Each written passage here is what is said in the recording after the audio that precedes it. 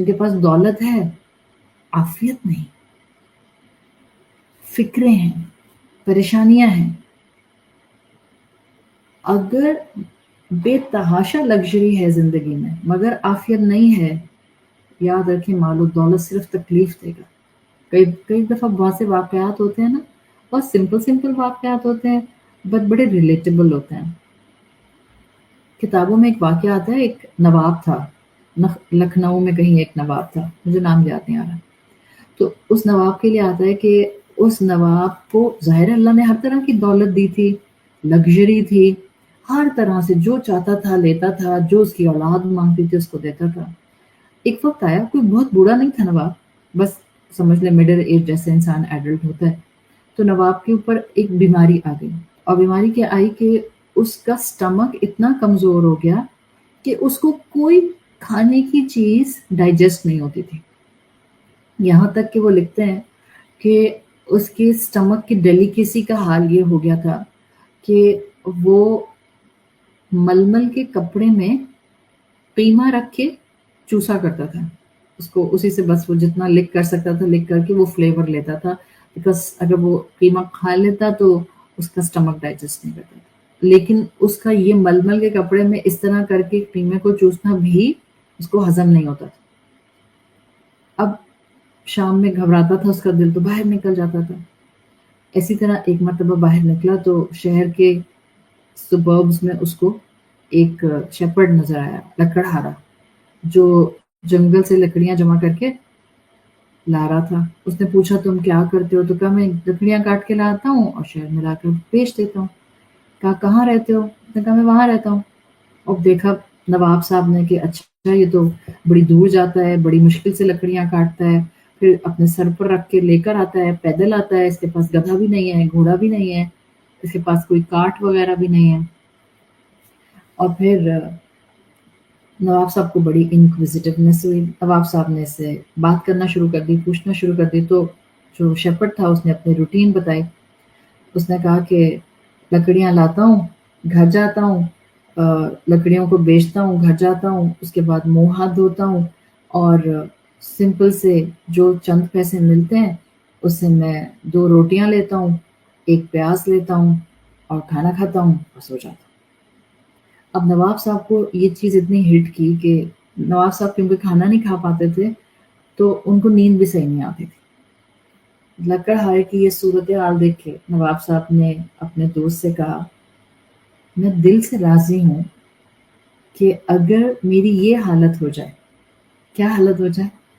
لکڑہارے والی، یعنی پیاز سے روٹی کھا کر میں ہضم کر سکوں اور اتنی جلدی پرسکون نیند مجھے آ جائے تو میں اپنی ساری نوابی اور ساری نوابیت اور اپنی ساری کنگڈم اور اپنی ریاست اور اپنا ایسٹ چھوڑنے کو تیار ہوں.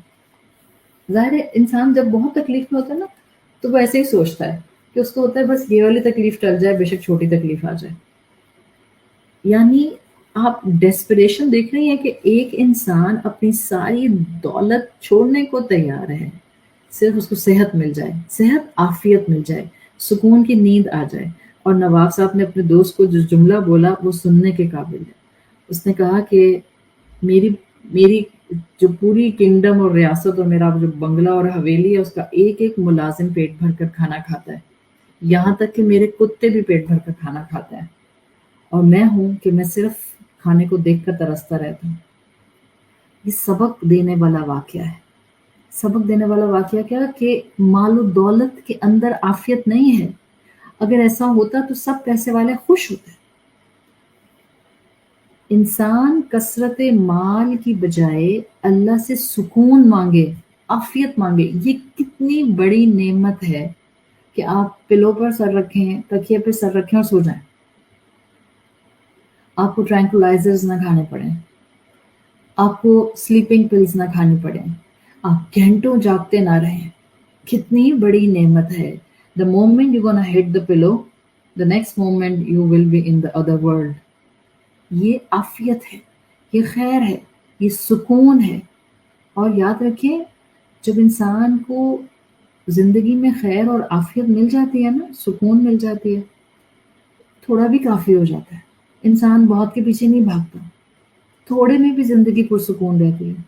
वरना दौलत हो, सुकून ना हो, इंसान कभी अपने आप को ज़िंदगी एन्जॉय करता हुआ नहीं महसूस कर सकता। तो हमारे बुज़ुर्ग अपनी किताबों में लिखा करते थे, अल कलीलु मअल आफ़िया, थोड़ा मगर आफ़ियत के साथ। अल कलीलु मअल आफ़िया खैरुम मिनल कसीरी मअल क़वारिअ। क़वारिअ क़ाफ वाव अलिफ रा ऐन। अल कलीलु मअल आफ़ियति खैरुम मिनल कसीरी मअल क़वारिअ। आफ़ियत के साथ थोड़ा माल उस ज़्यादा माल से बेहतर है। क़वारे कहते हैं शदीद मुसीबत, जो मुसीबतों के साथ माल आए। अब यह इंसान की असल में लालच है कि इंसान हर वक्त ज़्यादा से ज़्यादा माल जमा करना चाहता है और बेवकूफ़ है और समझता है कि चीज़ें मिलेंगी, मटीरियलिस्टिक गेन आएगा तो सुकून आ जाएगा। इन चीज़ों में सुकून नहीं है। हाँ, आप अल्लाह से खैर मांगते हैं, बट रिज़्क़े हलाल में जितना अल्लाह बरकत डालता है, जितनी सुकून की नेमत अल्लाह देता है, उसका कोई कंपैरिज़न दुनिया की बड़ी-बड़ी लग्ज़री से नहीं है। इंसान को आप यूँ कह लें अल्लाह की तरफ से जो सेहत नसीब होती है, वो कितनी बड़ी नेमत है, वो कितनी बड़ी आफ़ियत है, उसका अंदाज़ा उस वक़्त होता है जब इंसान बीमार होता है। आप एक किताब में एक लिखने वाले अदीब हैं, उन्होंने लिखा था, सेहत के ज़माने में आफ़ियत की, दौलत की कदर हमें नहीं आती। इसीलिए कहते हैं कि आफ़ियत और खैर और सुकून एक ऐसा ताज है जो तंदुरुस्त लोगों को सरों पर सजा हुआ मिलता है, मगर वो उनको खुद नज़र नहीं आता। आप सेहतमंद हैं तो आपके सर पर एक क्राउन है, मगर मज़े की बात ये है वो क्राउन आपको नज़र नहीं आएगा। किसको नज़र आएगा? जो बीमार होगा। सी, जब बीमारी आती है ना तब दूसरों के सरों पे वो क्राउन नज़र आता है। जब हम खुद सेहतमंद होते हैं तो हमें वो क्राउन नज़र नहीं आता। सो इन एनी केस अल्लाह से आफ़ियत मांगें, शुक्रगुज़ार रहें, छोटी-मोटी तकलीफ आ जाए, think for the bigger problem, अल्हम्दुलिल्लाह अल्लाह ने मुझे इससे बचा लिया, और एग्जिस्टिंग प्रॉब्लम के बारे में सोचें, अल्लाह will bring me out of it इंशाअल्लाह। अल्लाह मुझे इससे बाहर लेकर आ जाएगा। एक और वाक़या याद आ रहा है मुझे, मैं सुनाती हूँ आपको। खैर से रिलेटेड है, आफ़ियत से रिलेटेड है। एक नेक इंसान थे एक मर्तबा, और वो हमेशा बस यही कहा करते थे, आफ़ियत, आफ़ियत, आफ़ियत, अल्लाह आफ़ियत दे दे, अल्लाह आफ़ियत दे दे, बस यही बोला करते थे।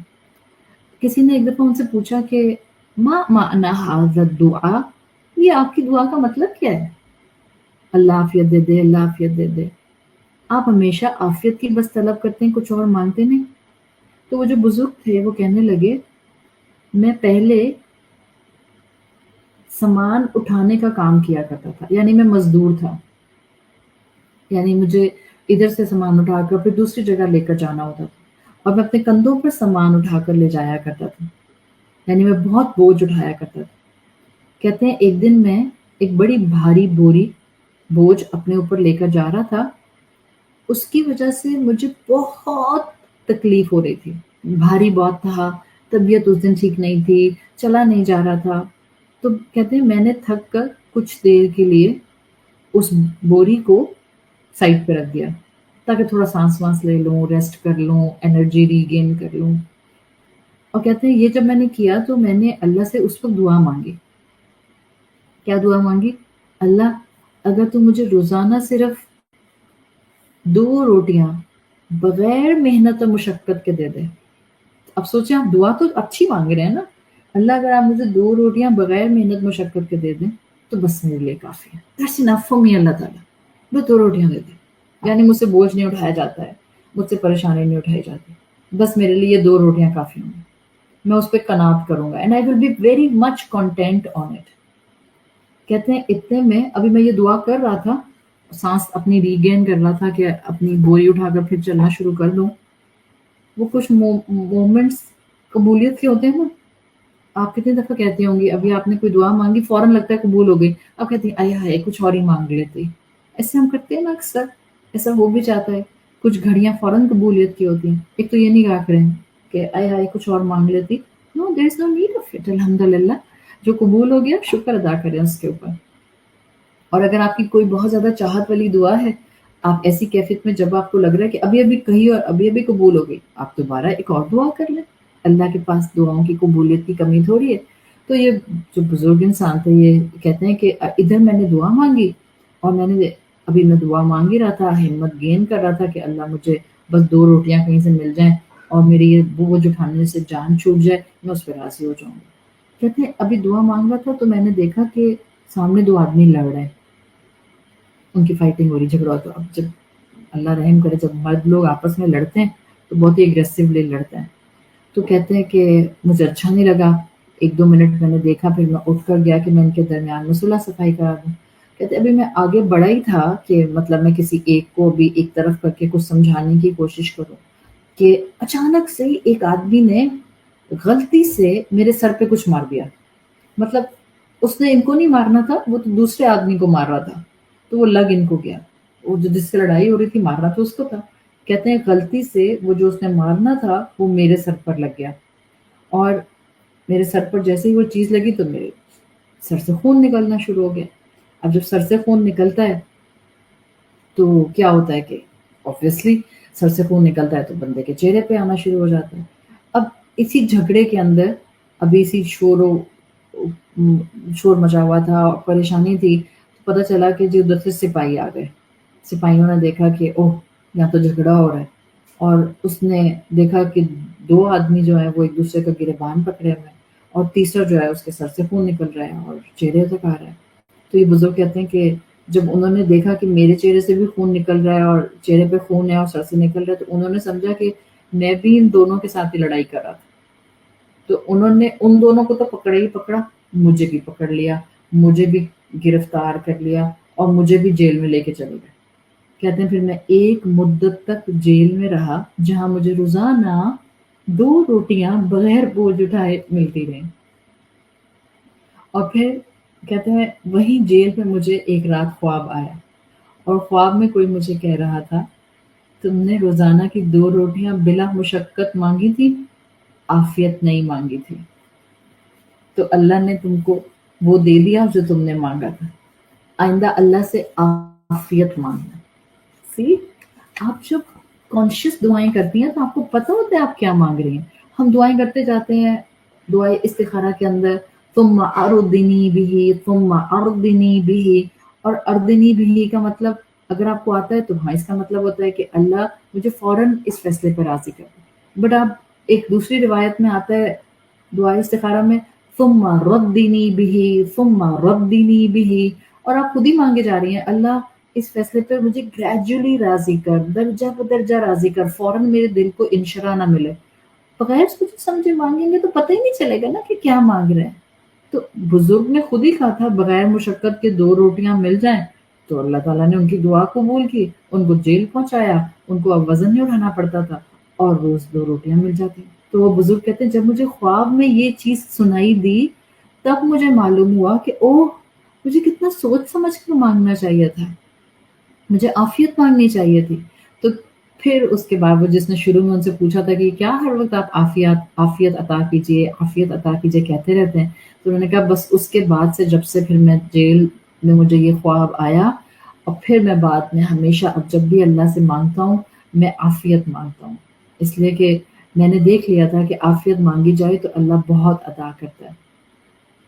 اور یہ عافیت کی دعا اس طرح سے ہے جس میں وہ کہتے ہیں کہ میں جیل میں ہی اللہ سے عافیت مانگنے لگ گیا تھا، اور کرتے کرتے اللہ تعالیٰ نے مجھے الحمدللہ جیل سے نکال بھی دیا، میں جیل سے باہر بھی آ گیا، اور الٹیمیٹلی میرے لیے جو تھیں وہ چیزیں آسان سے آسان بھی ہوتی چلی گئیں. So basically this was the mark which you can say اسأل العافیہ، کہ اپنی دعاؤں کے اندر خیر مانگیں اللہ سے.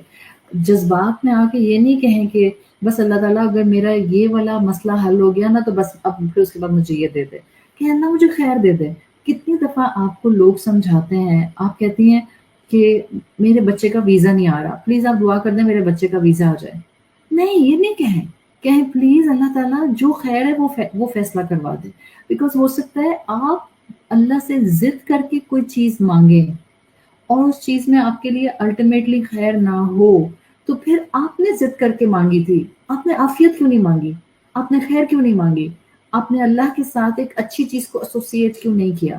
جب وہ خزانوں کا مالک ہے اور وہ دے سکتا تھا تو کیوں کہا؟ بعض اوقات ینگ بچے بچیاں بہت ڈیسپریٹ ہو جاتے ہیں کہ کوئی ان کو پسند آتا ہے، مثال کے طور پہ کوئی بچہ ہے، اس کو کوئی لڑکی پسند آ جاتی ہے، اب ماں باپ کو وہ کہتا ہے، سمجھاتا ہے، بڑی مشکل سے ماں باپ اس کا رشتہ لے کر جاتے ہیں، بٹ لڑکی والوں کی طرف سے انکار ہو جاتا ہے، but the boy is still in likeness of that girl, اور وہ اس چکر میں اللہ سے مستقل وہی بچی مانگتا رہتا ہے، بس وہی والی لڑکی مجھے دے دے، بس مجھے اس سے نکاح کرا دے، بس میری اس سے شادی کرا دے، بٹ راستہ نہیں بن رہا، کوشش کے باوجود، آپ کے ماں باپ کی کوشش کے باوجود کوئی لنک ڈیولپ نہیں ہو رہا، اب مت وہاں سٹک ہو، جسٹ موو آن، بیکاز یہ نہیں کہیں اللہ بس میرا نکاح اس سے کرا دے، نو، آپ کہیں اللہ بس جو خیر ہے وہ میری زندگی میں لے آئیے، بس جو خیر ہے وہ میری زندگی میں لے آئیے، بیکاز کبھی کبھی ہم اپنے پاؤں پہ خود ہی کلاڑی مار لیتے ہیں، جو چیز آپ کی ہوتی ہے نا وہ آپ تک آ جاتی ہے، آپ جب بھی دعا مانگیں، ہاں کوئی چیز ڈیسپریشن سے آپ مانگنا چاہ رہی ہیں مانگیں، بٹ اٹیچ خیر اینڈ عافیت ود اٹ، اور یہ آپ نوٹ کیجیے گا، میں آپ کو بتا رہی ہوں، جب آپ بہت زیادہ اگریسولی دعائیں مانگ رہے ہوتے ہیں اور بہت چاہت سے کوئی دعا مانگ رہے ہوتے ہیں لیکن وہ دعا قبول نہیں ہو رہی ہوتی، اس کا کیا مطلب ہے؟ بیکاز آپ سائملٹینیسلی دعا بھی مانگ رہے ہیں ایک اسپیسیفک، اور ساتھ ساتھ آپ کہہ دیتے ہیں اللہ جس میں خیر ہے وہ میرے لیے کھول دے، جو خیر کا راستہ ہے وہی میرے لیے سامنے لے کر آ جا، اللہ جس کے اندر بہتری ہے وہی میری زندگی میں ایکسپیرینس مجھے کرا دے، تو ہوتا کیا ہے، آپ بڑے شوق سے دعائیں تو مانگتے رہتے ہیں but on the other hand دعا قبول نہیں ہو رہی ہوتی ہے، اس میں آپ کا یقین بڑھ جانا چاہیے، ابھی اس دعا کے ایسے قبول ہونے میں خیر نہیں ہے، دس از دا رحمت آف مائی رب، کہ میرا رب مجھے پریشانیوں سے بچا رہا ہے، مشکلات سے بچا رہا ہے، اللہ میرے لیے آسانیوں پر آسانیاں کریٹ کر رہا ہے، میں دعا تو مانگ رہی ہوں لیکن اگر قبول نہیں ہو رہی تو اس میں میرے لیے خیر آ رہی ہے، so this was actually the whole topic of عافیت، الحمد للہ جو ہم نے آیت نمبر 7 کے انڈر اب تک کور کر لیا، مجھے امید ہے کہ ہولسٹیکلی آپ سب کو ایک کانسیپٹ تو الحمدللہ مل گیا ہے کہ جب آپ خیر کو دیکھنے کی بات کرتے ہیں فَمَن يَعْمَلْ مِثْقَالَ ذَرَّةٍ خَيْرًا يَرَهُ، so starting with the definition of ذرہ، کہ کتنا باریک باریک نیکیوں کا معاملہ میرا کھول کر سامنے رکھ دیا جائے گا، along with the definition of خیر کہ اصل میں خیر کیا ہوتی ہے، connecting the خیر with the Islamic terminology and asking and seeing the خیر in this دنیا and the آخرہ، وہ سارے کانسیپٹ الحمدللہ میں نے کوشش کر کے آپ کے سامنے رکھنے کی، پڑھانے کی، بکھیرنے کی کوشش کی ہے، اللہ تعالیٰ ہمیں بہترین طریقے سے اس اسلام کے کانسیپٹس کو ایبزارب کرنے کی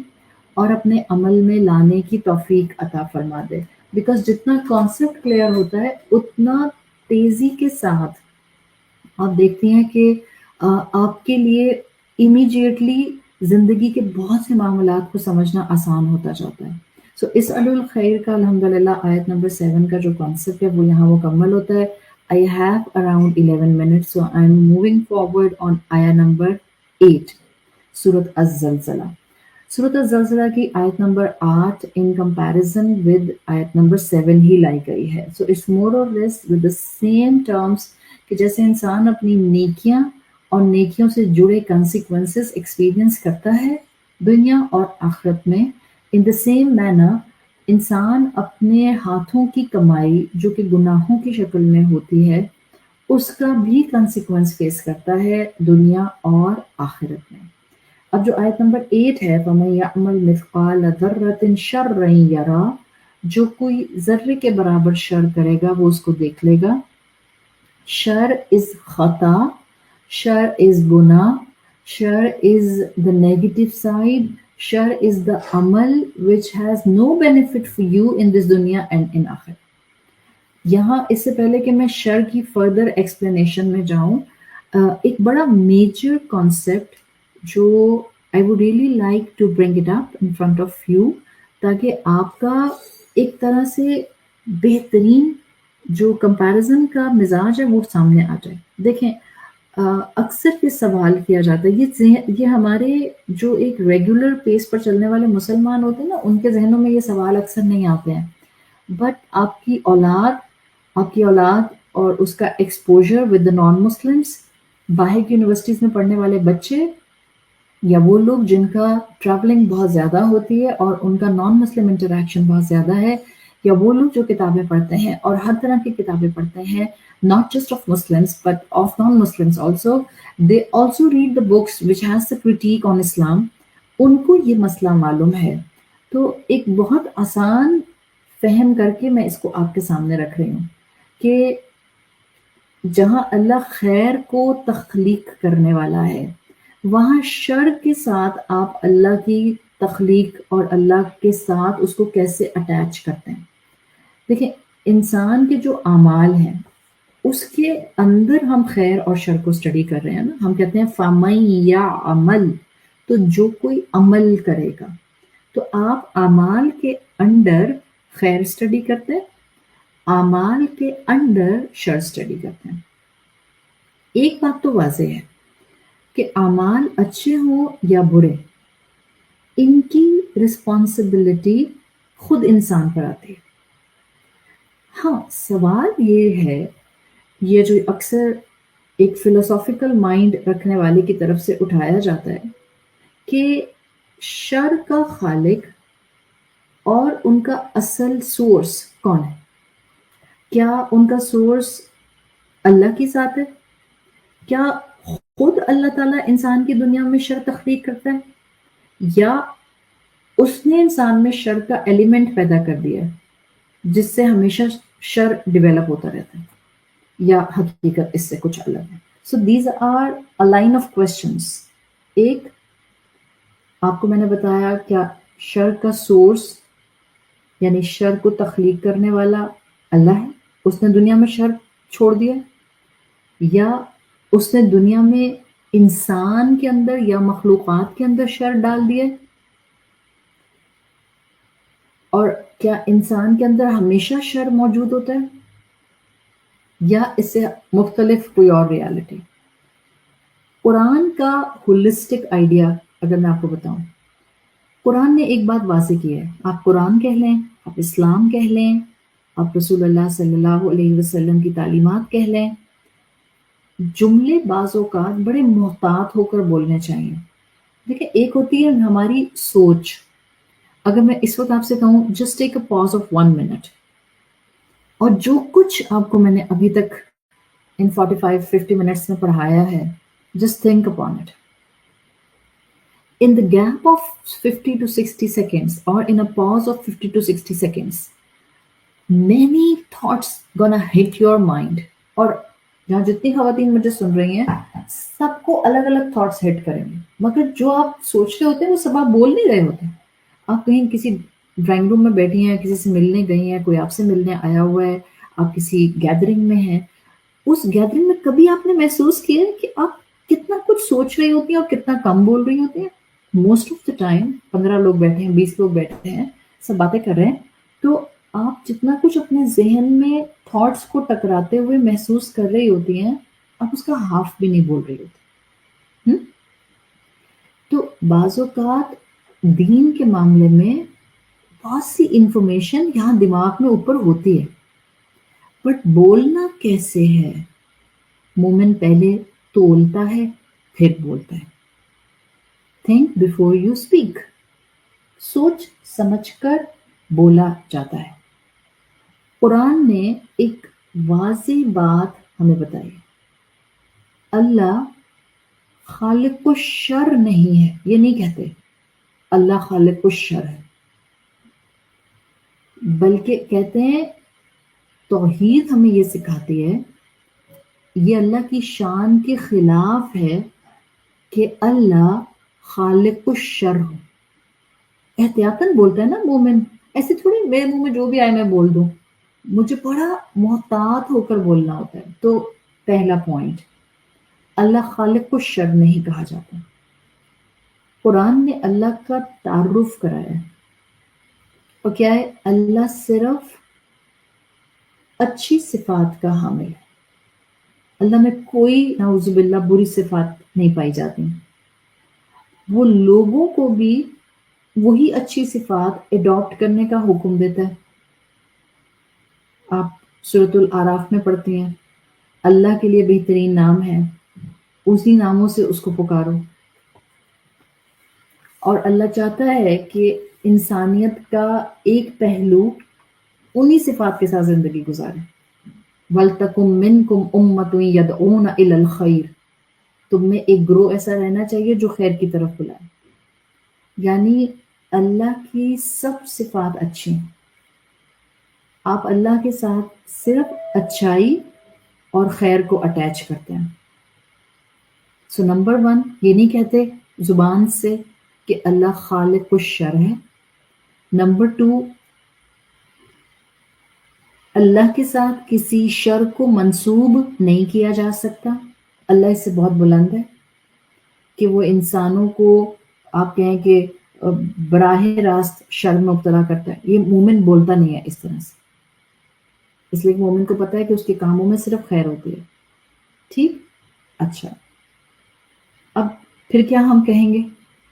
ہم کہتے ہیں اس نے انسان میں شر کا ایلیمنٹ ڈالا ہے. شر ڈیولپ کرنا بالکل ایک الگ چیز ہے. انسان میں ایک پوٹینشیل موجود ہے. یہ جو ہیومن فگر بنا ہے جس کو آپ انسان کہتے ہیں، اس انسان کو جو عقل کا ایلیمنٹ دیا گیا ہے،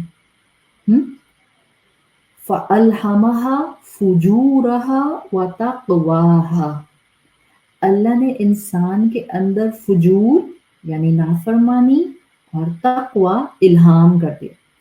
So basically not directly, you can say indirectly, اللہ نے انسان کے اندر شر کا potential رکھا ہے. Now it's an appropriate and a very careful statement.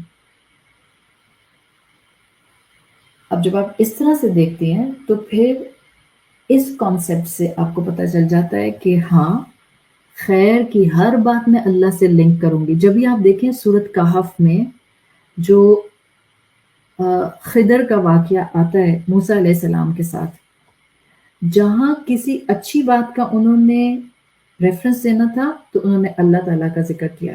جہاں انہوں نے کسی ایسی بات کو ایون مینشن کرنا تھا کہ یہ میں نے کشتی میں سوراخ کیوں کر دیا، تو وہاں پہ جو انہوں نے گفتگو کا انداز اپنایا، قرآن نے ٹینس استعمال کیا، وہ فرسٹ پرسن کا استعمال کیا کہ خضر کہہ رہے ہیں میں نے کشتی کو عیب دار کر دیا. وہ یہ نہیں کہہ رہے کہ اللہ نے مجھے کہا کہ میں کشتی کو عیب دار کر دوں، جبکہ جب یتیموں کے لیے دیوار بنا رہے ہیں تو کہہ رہے ہیں کہ اللہ نے مجھے گائیڈنس دی کہ میں دیوار کھڑی کر دوں.